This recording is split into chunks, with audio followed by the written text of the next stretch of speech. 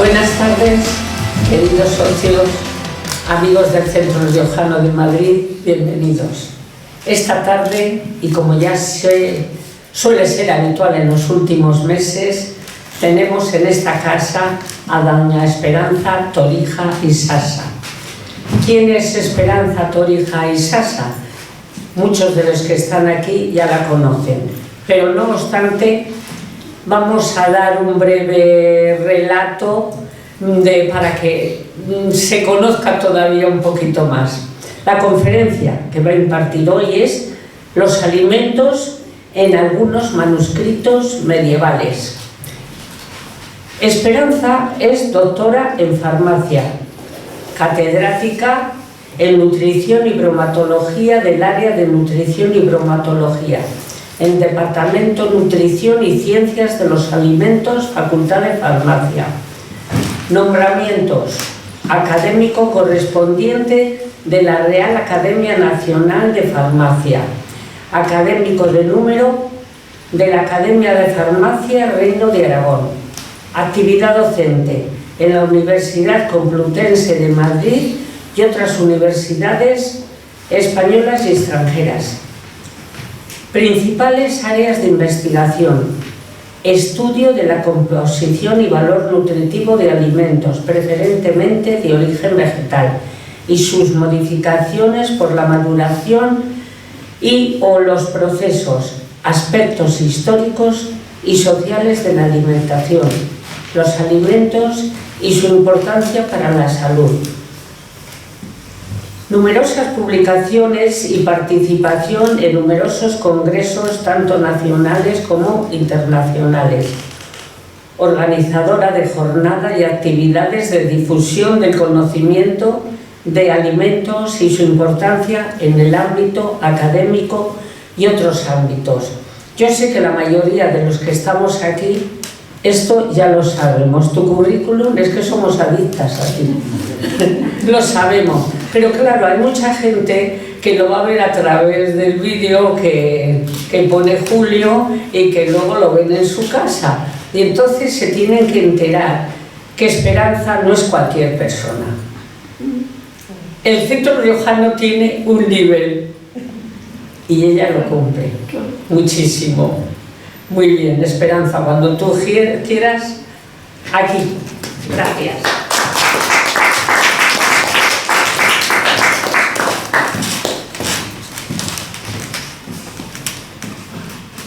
Muy bien, pues muy buenas tardes a todos.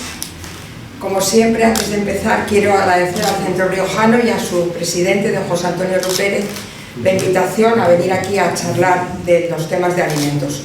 Un agradecimiento especial a la vicepresidenta, doña Gloria Martínez Manso, porque siempre nos acompaña, porque como ella dice es muy fan, pero sobre todo por su cariño y por las palabras que dice sobre mí.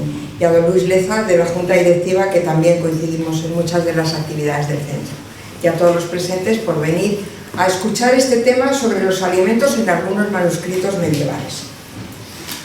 Sabemos que los alimentos, su conocimiento, sus propiedades, son algo que nos ha interesado a todos desde el principio de los tiempos y aparecen en numerosos textos. Textos escritos en principio a mano sobre distintos materiales y poco a poco se fueron haciendo documentos muy variados que corresponden a distintas culturas y a distintas épocas.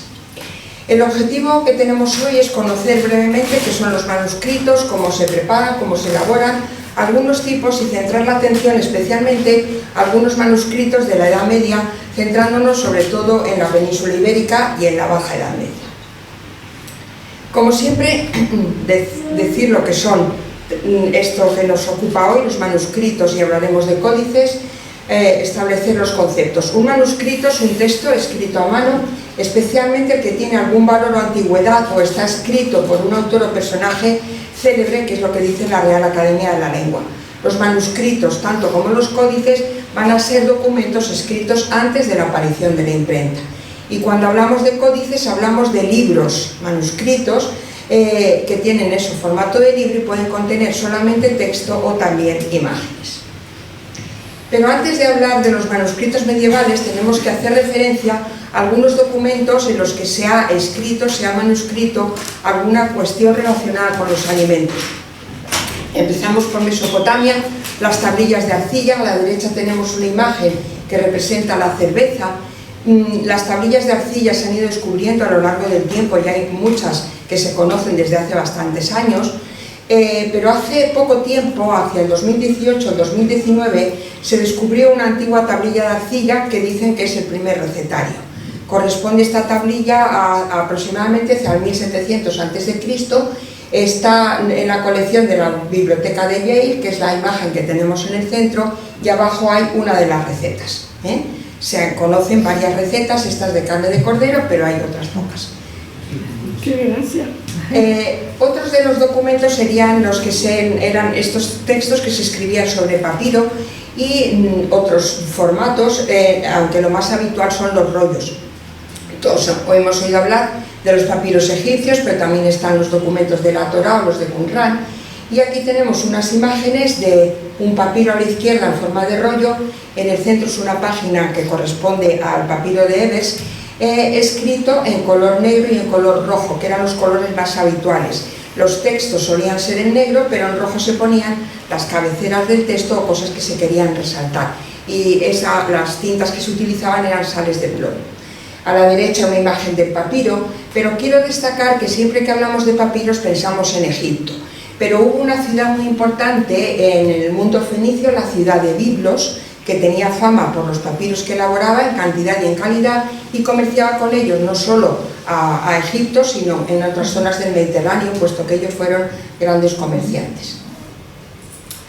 La palabra papiro deriva de un término egipcio y de este pasó al griego y finalmente al latín. Papyrus se dice que es el origen de la palabra papel, y ya en el cuarto milenio antes de Cristo en Egipto se escribía sobre el papiro. Más o menos sería esto como se hace. Con la planta se van sacando tiritas que se unen unas con otras con un engrudo hecho con harina y vinagre. Se escribe con un cálamo que podía ser o bien de origen vegetal o de plumas de ave, y aquí tendríamos un diagrama de cómo se preparaban.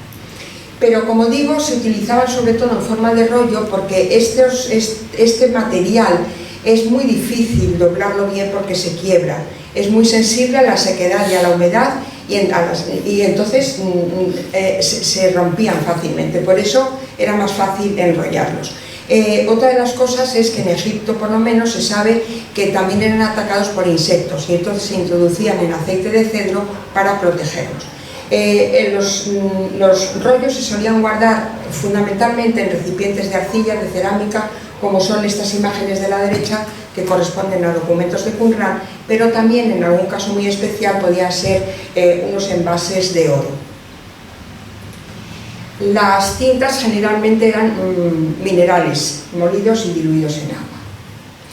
Pero también hubo escritos sobre alimentos en otros materiales. El primero que cito es la pizarra. Sin embargo, la imagen que está arriba en el centro es la pilata de Narmer, que tiene mucha fama, que se utilizaban este tipo de paletas para cosmética. En la parte de la derecha de la imagen vemos un circulito, y ahí es donde se ponía el cosmético que se fuera a utilizar. Otro material serían las piedras. Tenemos la estela de arriba a la derecha, que aunque aquí no se aprecia, pero representa ofrendas de alimentos, y la de abajo, que está en la propia roca, es la estela del hambre, se llama, porque hubo una época en Egipto, como en otras zonas en otras culturas de la zona, que hubo francamente hambre en determinadas épocas.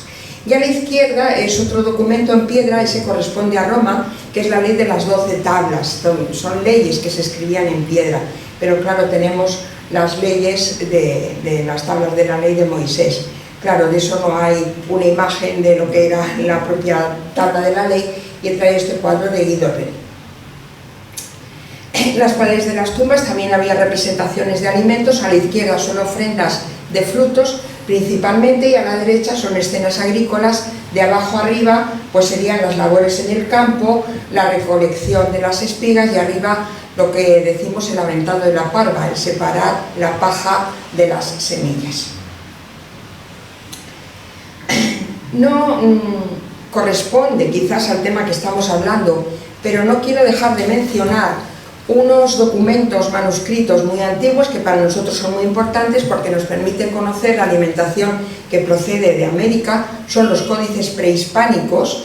estamos diciendo que los códices en principio son formato de libro. Sin embargo, vamos a ver que hay algún caso que no eran libros exactamente. Lo traigo porque en vez de utilizar la planta del papiro, utilizaban el amate, una planta que se llama amate y es el papel de amate. Generalmente se hacían tiras de amate, a veces de piel.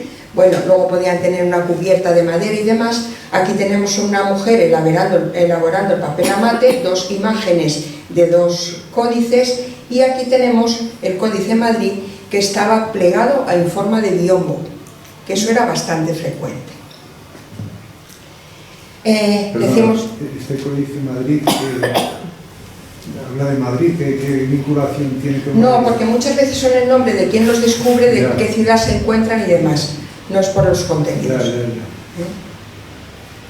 Bueno, entonces decíamos formato de libro. En Roma se utilizó también el papiro, pero se utilizaban esta especie de tablas de cera. Vemos a la imagen de la izquierda en azul y la otra sería un color más de la cera. Se escribía con cálamos como anteriormente o con estiletes y tienen formato de códice, puesto que estaban unidas unas a otras, así como con una anilla de piel o de cuerda, y tenía la estructura como un libro. Y ya digo que ellos también utilizaron el papiro y más tarde el pergamino. Durante la Edad Media ya el formato más habitual fue manuscritos, formato libro, por lo tanto códices. Durante la Alta Edad Media, o sea que antes del siglo X, pues hubo muchos manuscritos y muchos de ellos se perdieron, pero luego en la Baja Edad Media, a partir del siglo X, se hicieron copias. Entre los manuscritos que se perdieron tendríamos las obras de San Isidoro de Sevilla o el Beato de Liébana, cuyo contenido son comentarios al Apocalipsis de San Juan, y luego todos los manuscritos que se basan o copian en el Beato de Liébana se van a llamar beatos. Bueno, hay manuscritos en el mundo cristiano, en el mundo judío, en el mundo musulmán, en Al-Ándalus, y los contenidos en el mundo cristiano van a ser fundamentalmente religiosos. El Apocalipsis, Biblias, Evangelios, antifonarios, salterios. De las dos imágenes, la de la izquierda es de un salterio y la de la derecha es de un libro de horas de los Reyes Católicos. También había temas civiles y había manuscritos específicamente dedicados a los alimentos. Cuando se trata de manuscritos dedicados a los alimentos, se recoge qué se consumía y dónde. Hay manuscritos que son recetarios de recetas de cocina, otros que son relativos a alimentos y salud, y otros relativos a alimentos y temas religiosos. Esta imagen de la derecha no es de un manuscrito relacionado con los alimentos, pero la pongo para dar pie a lo que voy a decir en la siguiente diapositiva, y es que hay manuscritos que se llaman iluminados. Los manuscritos iluminados son, como vemos en la imagen, con pan de oro, con plata, pero sobre todo los de oro. Se dice que son iluminados porque la luz del sol refleja en el oro y los ilumina.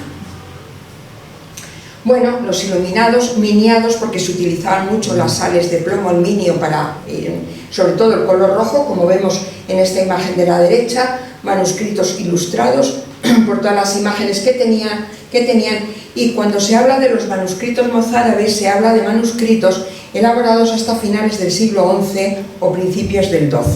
Sin embargo, hay quien dice que todos los manuscritos son mozárabes, pero hay gente que no está de acuerdo. Hay algunos que dicen que en función de en qué zona de España están, no serán mozárabes. Hemos dicho que son códices y los temas van a ser los beatos. Aquí esta imagen de la derecha, en pequeño y en más grande, corresponde al Beato de Liébana, y es el arca de Noé, y en la parte de arriba está la paloma con la rama de olivo en el pico. Hay libros de horas, como el que he citado antes. Al final veremos, y en otra ocasión, unas imágenes de un libro de horas que a mí me gusta mucho, herbarios, bestiarios, etc. ¿Dónde se elaboraban estos manuscritos? Pues durante la Baja Edad Media se habla de que ya en los cenobios se preparaban manuscritos, pero ya en la Baja Edad Media eran los monjes de los monasterios, en abadías o en prioratos, donde los preparaban, los elaboraban, y poco a poco se fueron llevando a elaborar en otros sitios. ¿Por qué? Porque empezó a haber muchos manuscritos que copiar, y sobre todo a partir del siglo XII, en que empezaron las universidades, hacían falta libros para los alumnos. entonces ya se copiaban en otros sitios. Los monjes trabajaban en una habitación, en una sala que se llamaba scriptorium, como lo que vemos aquí al llado, que es del monasterio mozárabe de San Salvador de Tábara del siglo X, y entonces había amanuenses, copistas, iluminadores, y los primeros manuscritos de estos tipos son del norte de la península ibérica, en la zona de Asturias, en Rioja, en Navarra, etc. Materiales. Hasta el siglo IV-V, papiro. A partir de aquí ya el pergamino. Pergamino que se obtenía de la piel de los animales, es un proceso laborioso, pero podía ser de oveja, de cabra, de carnero, de ternera. Se le llama normalmente vitela a cuando se obtiene de las terneras, sobre todo de terneros muy pequeñitos. Y luego ya a partir del siglo X empieza a haber papel en la península, entra por Al-Ándalus y se utiliza también material vegetal. En la península parece ser que se usaba mucho el cáñamo o el lino para preparar la pasta de papel. Tintes vegetales y minerales, y la escritura al principio era latín, luego hay escritura visigótica o carolingia y luego ya otras como pues la lengua romance y demás. Y esta es otra imagen de un libro de horas de Bedford del siglo XV que representa el Arca de Noé. Ya vamos a hablar de algunos autores y textos. Yo comentaba ahora antes de entrar con el presidente del centro y con la vicepresidenta y el vocal, pues claro que venir aquí al centro riojano a hablar del Códice Calistino y de Berceo pues es un poco atrevimiento por mi parte, pero como yo siempre digo, yo también aquí aprendo cosas, cuando doy conferencias siempre se aprende de los diálogos y los debates, y yo me voy a limitar a hablar de alimentos en estas obras. Bueno, sabemos que el Códice Calistino es un manuscrito iluminado que se escribió sobre pergamino en el siglo XII en latín. Se atribuye la idea al Papa Calixto II y en realidad es una recopilación de anotaciones y de distintos textos. Se atribuye, aunque ahora hay gente que lo discute, al clérigo Aymeric Picot, se le atribuye, como digo, la recolección de todos estos textos, reunirlos y ordenarlos. El Codex Calistinus está compuesto por 5 secciones o libros, y el libro quinto es el libro de las peregrinaciones. Voy a poner aquí abajo una anotación, porque a mí me llamó la atención cosas que leí, que ahora vamos a ver, pero en un documento que habla del Códice Calistino dice lo siguiente, que Aymeric Picot no le tenía ninguna simpatía ni a los vascos ni a los navarros. Para los riojanos sí. Sí, porque habla del Ebro por Logroño y le pone muy bien. Empieza con una carta de este Papa Calixto II y dice: yo que he amado al apóstol desde mi infancia, durante mi vida escolar recorrí tierras y regiones extrañas por espacio de 14 años, anotando cuidadosamente en unas pobres y ásperas hojas cuantos escritos encontraba de él para reunirlos en un solo volumen, a fin de que los amantes de Santiago encontrasen cómodamente reunido lo necesario para las lecturas en los días de su festividad. Oh, rara fortuna, cuando caí en manos de salteadores que me despojaron de todas mis pertenencias, no me quedó más que este códice. O sea que tuvo suerte. Bueno, algunas cosas que se leen. Tierra de navarros, rica en pan, vino, leche y ganados. Navarros y vascos tienen características semejantes en las comidas, el vestido y la lengua, pero los vascos son de rostro más blanco que los navarros.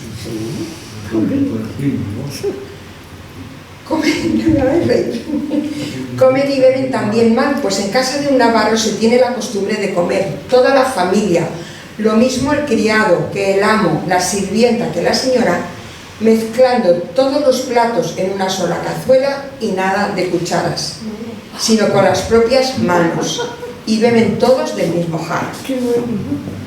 Edad media, ¿eh? Después de su tierra, pasados los montes de Oca en dirección a Burgos, continúa el territorio español con Castilla y Campos.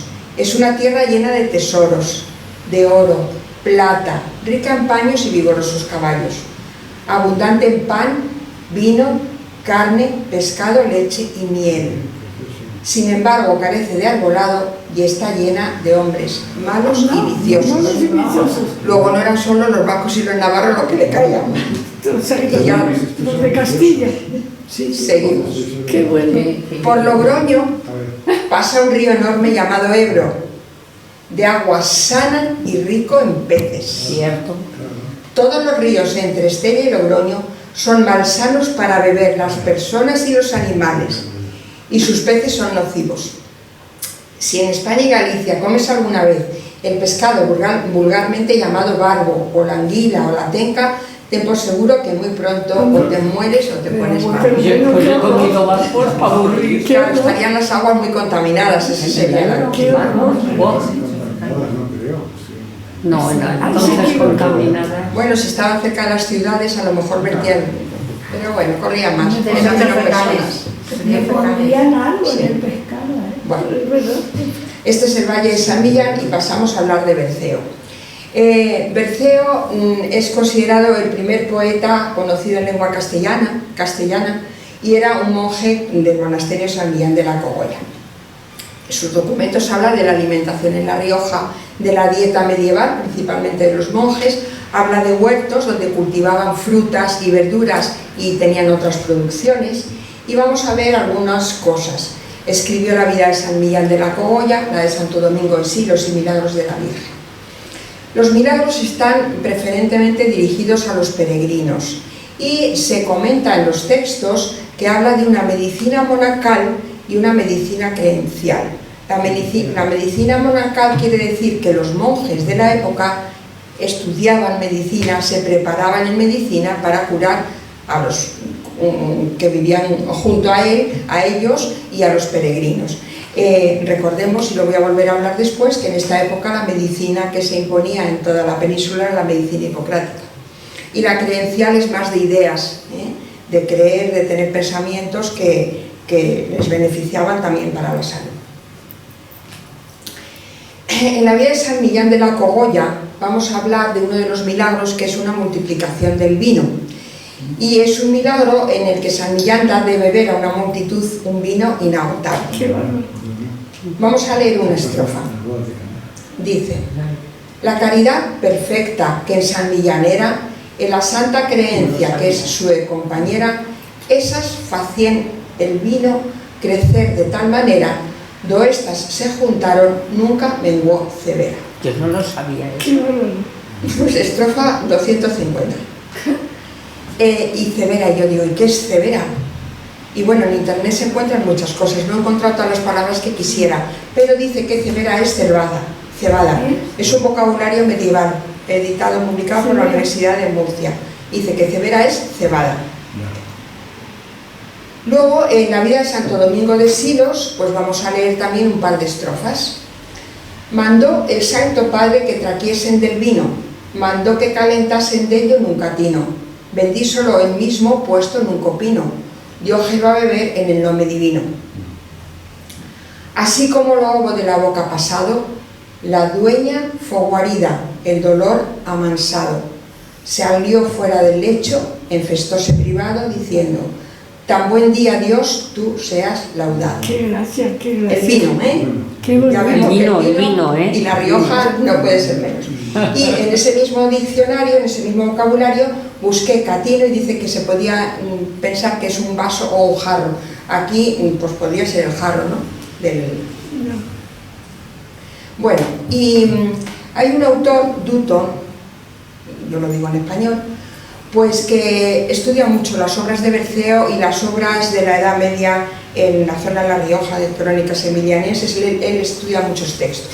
Y quiero hablar de lo que decía Berceo y luego otro autor, según nos cuenta Dutton, de la borraja. Y Dutton lo pone en labios de Berceo, o en manos de Berceo. Pero la abadesa cadió una vejera, fizo una locura que es mucho vedada. Pisó por su ventana hierba fuerte enconada, cuando bien se catido fallóse embargada. Y entonces, según Dutton, Devoto, que es otro autor que recoge romances y canciones tradicionales, sería así: hay una hierba en el campo que se llama la borraja, y toda mujer que la pise luego se siente preñada. Así. La borraja, ¿eh? La borraja. Bueno, pues porque era al campo y no solo la pisó ella. Pasan cosas. Entonces esto es una imagen de un mercado del medioevo que nos va a permitir hablar de libros ya concretos de alimentos. En primer lugar, bueno, he seleccionado pocas cositas, claro. El que se considera el libro más antiguo en la península ibérica sobre un recetario de alimentos, no de medicina, que es el libro de Saint-Sauvin, San Salvio, quiere decir, es un libro anónimo, no se sabe quién lo escribió, si fue un clérigo o fue un noble, no se sabe si en el siglo XI o en el siglo XIV, pero se piensa que el libro es de 1324. Y la imagen de abajo corresponde precisamente a este libro. En el año 2021 se presentó en la Universidad de Valencia un facsímil del libro del Saint-Sauvin. Otro de los autores es el Marqués de Villena, que escribió El arte cisoria. El día que hablábamos de las tortillas mostraba la imagen de abajo, donde decía yo que el pungán, que es uno de los utensilios en la cocina, servía para sacar el mejillón o la almeja de la concha, pero también para darle la vuelta a los huevos y a las tortillas. Pero lo que quiero resaltar aquí es que, según describe, estamos hablando del siglo XIV, siglo XV, habla de unos alimentos que o no conocemos o son poco habituales, y habla de cosas muy sorprendentes. Él habla de algunas aves que se comía, todo esto se comía, golondrinas, garzas, grullas. Él llama animales de 4 pies que había en la península y se utilizaban. Yo creo que del camello a lo mejor era más la leche de camella que el propio camello, erizos, nutrias, pescados, incluye ahí también a las ballenas y delfines, reptiles, los galápagos, y en los libros que yo tengo facsímiles del siglo XVI, XVII, se habla de las tortugas. Claro, y hay gente que dice, sí, claro, hagan la sopa de tortuga, por ejemplo, ¿no? Y luego distintas hierbas, distintos vegetales, algunos conocidos y otros que no. Y yo, las arracifos y escalinas, creo que lo busqué y no lo encontré. Visto ese vocabulario que he encontrado, lo tengo que buscar. Pero bueno, las ortigas, el gordolobo, las malvas, sí los conocemos. Nos adentramos a 2 recetarios que son textos de cocina, pero también hablan de salud, que son andalusíes. Uno es la cocina hispano-magrebí durante la época almohade, según un manuscrito anónimo del siglo XIII. Y presento un jarabe. Jarabe gran alegrador, que lleva borraja, menta, hoja de cidra, agua, muchas especias y azúcar, que es lo que se ocurría en toda la cocina andalusí. Y dice, es provechoso para el estómago débil, fortalece el hígado y alegra el corazón, digiere los alimentos y aligera la complexión suavemente, si Dios quiere. Y el otro es un tratado nazarí sobre alimentos Alcalá a la Ardilla de Al-Arbuli, no se sabe exactamente la fecha, y él dice, para la conservación de la salud, la causa principal son los alimentos, pues si se emplean como es debido, se conserva la salud del hombre y se reparan los daños que han sufrido los cuerpos. Claro. Insisto, son recetarios de cocina, pero luego incluyen todas estas cosas. Y en estos textos andalusíes ya se tiene en cuenta la medicina hipocrática. Entonces ahora hay manuscritos específicos sobre alimentos y salud. Y el primero, que para mí es apasionante, y luego al final os comentaré una cosa, es el documento denominado Taquinium Sanitatis de Ibn Butlan. Estamos hablando del siglo XI. Él era cristiano, era de Bagdad, y era la obra Taquin al-Siha, traducida al latín como Taquinium Sanitatis.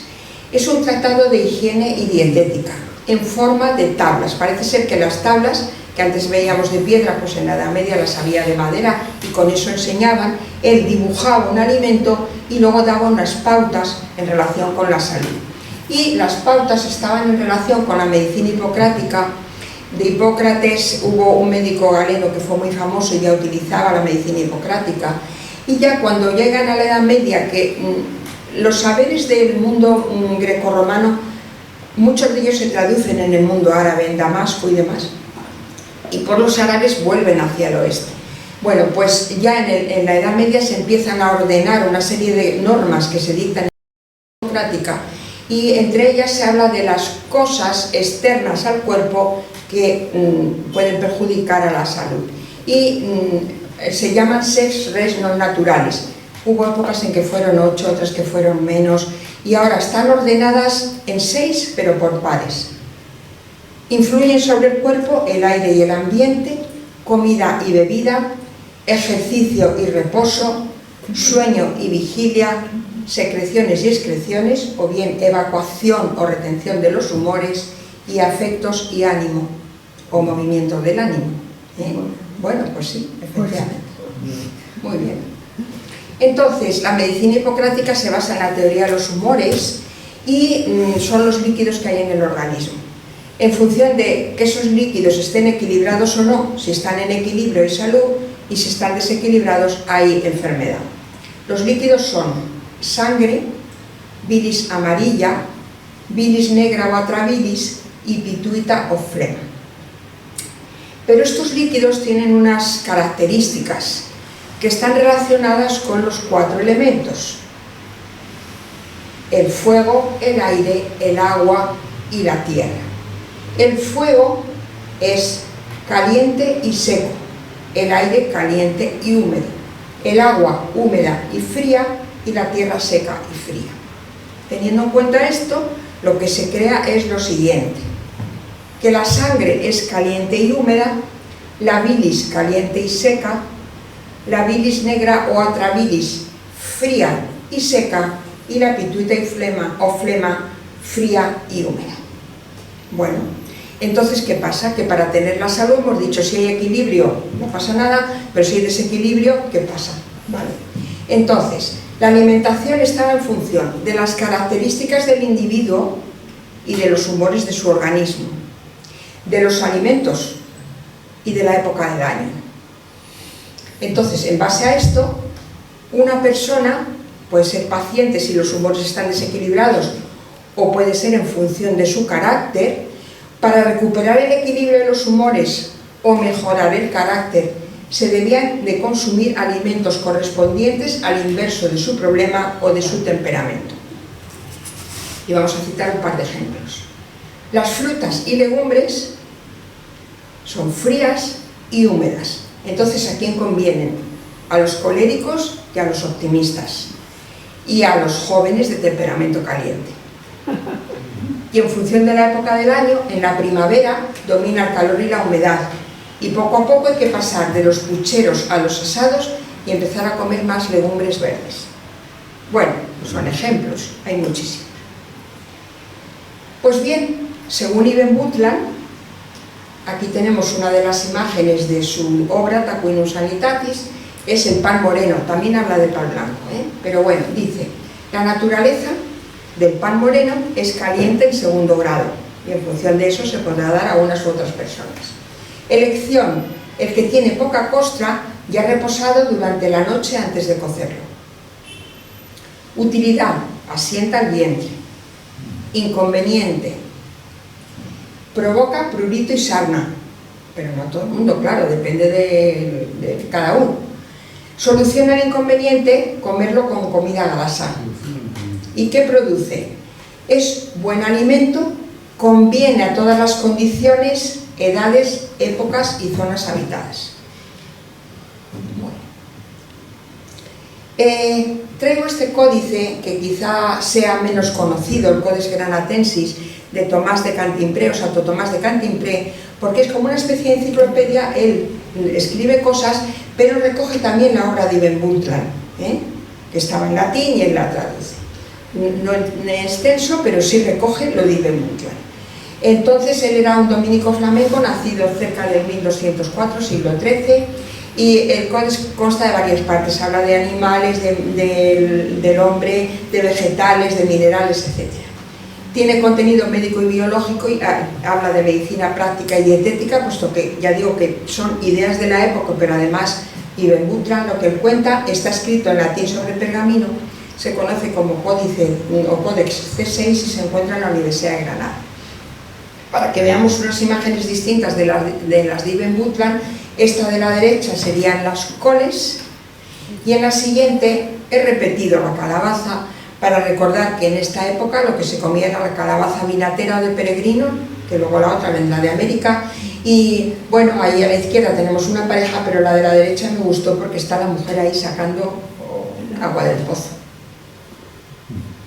Y esta es del Taquinus Sanitatis de Ibn Butlan, que es la preparación del vino en el otoño, la recolección de la uva. Vemos cómo está el individuo pisando y por abajo vemos la salida del mosto. Y el otro autor que a mí me encanta es, que esto se puede encontrar el libro entero en internet, es el Regimen Sanitatis a Rei Aragonum de Arnaldo de Vilanova. Él lo escribió para el rey Jaime II de Aragón, que de complexión sanguínea y templada. Luego había que decirle qué alimentos iban para mejorar su salud. Bueno, lo que está abajo en azul es el título.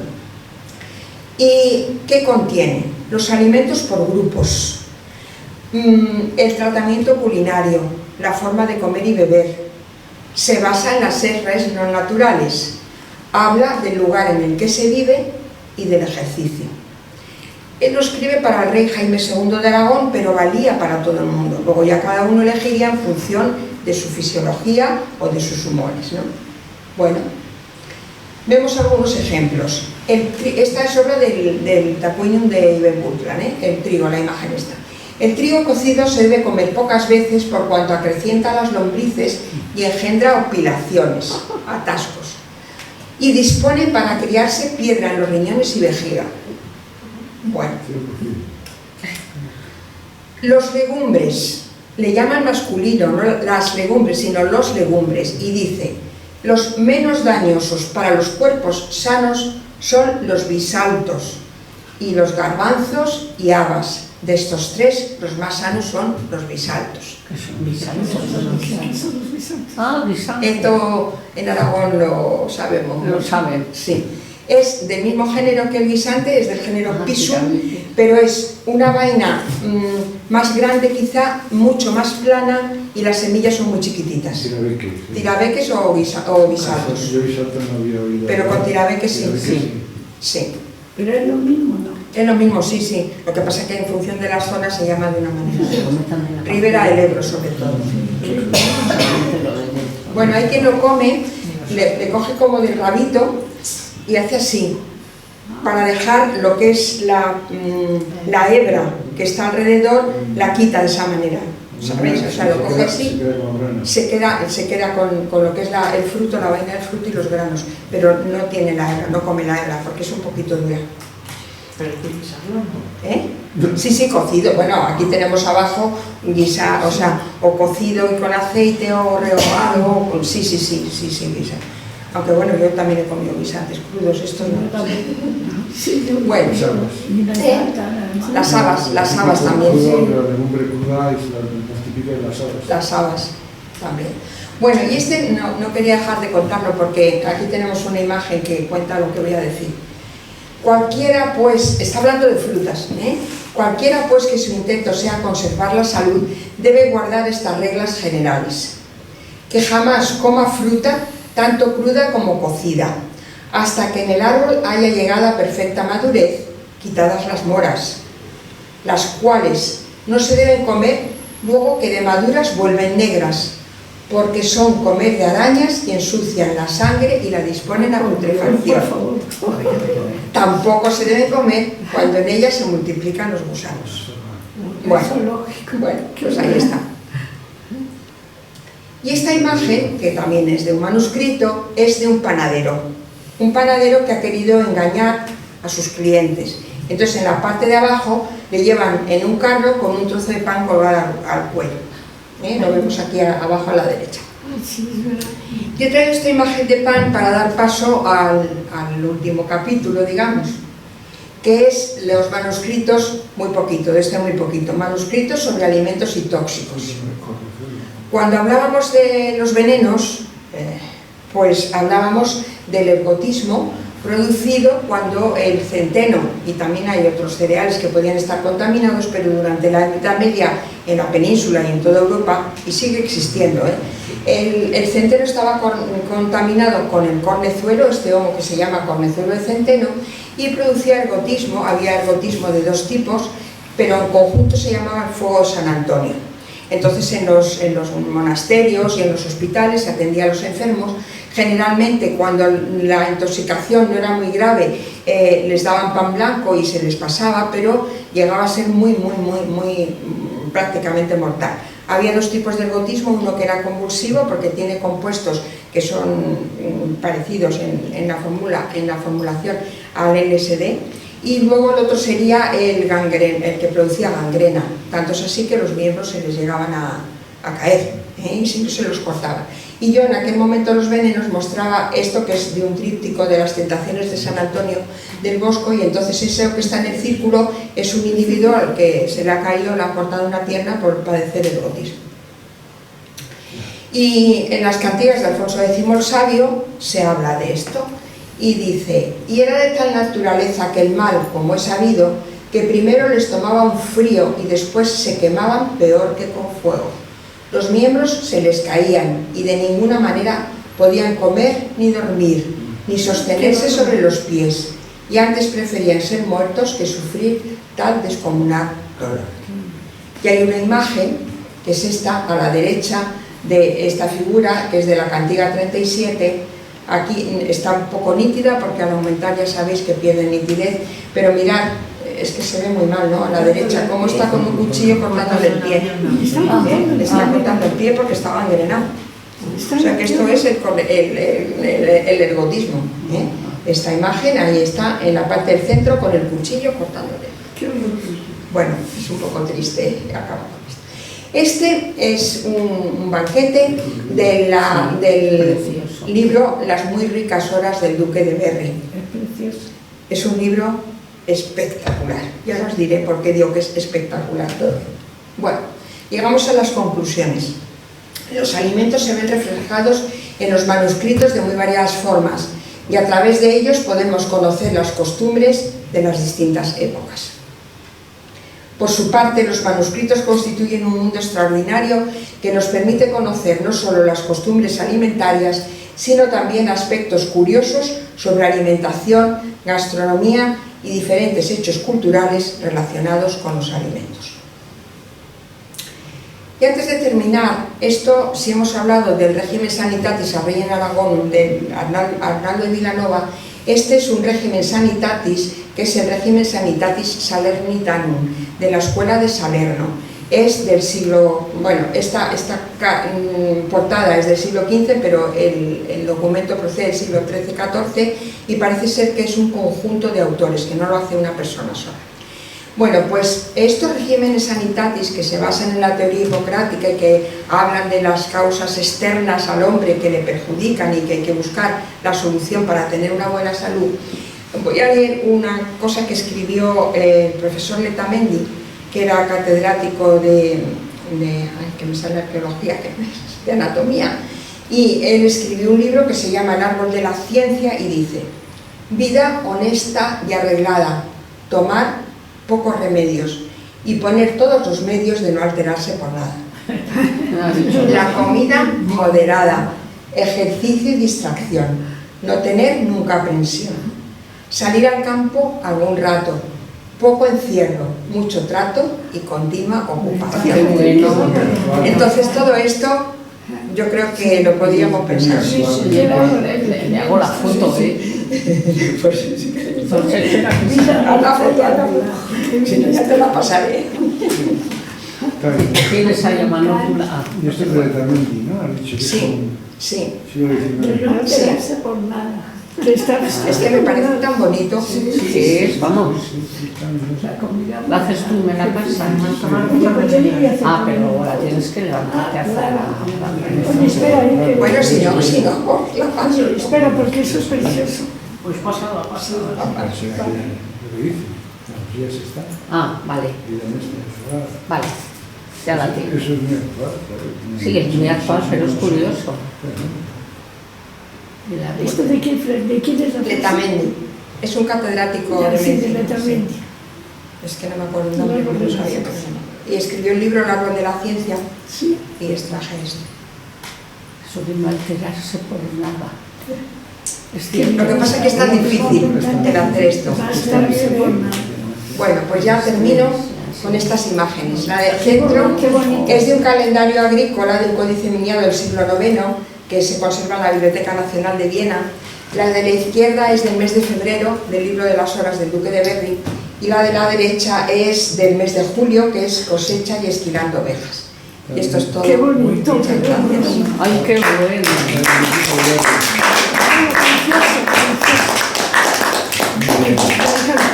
Y ahora os pongo esto. Me encanta. ¿Esta qué es? Qué gran sorpresa. Hay una Una sorpresa. Ay, a ver. El Tacuinum sanitatis, Ya. que a mí me apasiona porque he usado muchísimas imágenes y que es tan maravilloso. Hay en Madrid una editorial que publica libros facsímiles y tienen el Tacuinum sanitatis y luego os lo voy a enseñar. Ay, lo ¿Lo tienes. tienes? ¿Dónde está la editorial? ¿Dónde está? En la calle Barquillo. Y tuve en mis manos el libro de horas del Duque de Berry.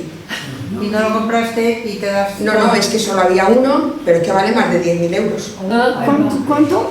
Más de 10.000 euros. Vale. Pero era el que tenían de muestra porque todos estos libros que hacen facsímiles luego se les agotan y hasta que hacen una edición posterior y tal. Es un regalo de Reyes, pero fui el otro día a buscar un libro para un regalo importante que teníamos que hacer y solo de ver lo que tienen allí es que, vamos, yo estaba con una emoción y ya le pregunto los libros de horas porque yo pensaba que eran muy chiquititos y este no era muy pequeño, tenían varios libros de horas, pero es que puedes verlo, un chico, si me da miedo tocarlo, claro, porque tiene sudor en las manos y todo y digo, ¿cómo voy a tocar una cosa de esta? Ahí puedes ir ahí. Sí, es una librería que está, la editorial en la calle Barquillo 28, Pero está en la calle. ¿El qué? En Da la calle. Perdón. Te digo que esos van siempre a las edades del hombre y enseñan sus libros y todo eso. ¿No te suena a ti verlos? Pues no me he fijado, la verdad, vamos, no he ido. No has ido nunca, pues Yo yo sí. eso sí les he visto. Yo sí, pero no me fijo. No. Pues nada, pues esto es todo y ya está. Qué Maravilloso. Hasta la próxima. O sea, es el Tacuinum sanitatis, dice. Sí.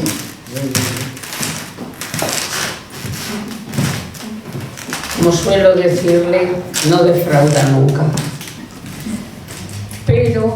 Pero hay que volverlo a ver para que se nos quede más grabado. Por eso se está grabando y dentro de 15 días, 10-15 días, ya lo tendremos colgado. Entonces, si alguien quiere volver a verlo, lo que hacemos es eso. Bueno, entráis y ahí que lo volvéis a ver. ¿Verdad, Esperanza? Bueno, ella no mira igual. No, pero yo he visto cosas en la página del centro y he visto Otras cosas. Vale. Pues muy bien.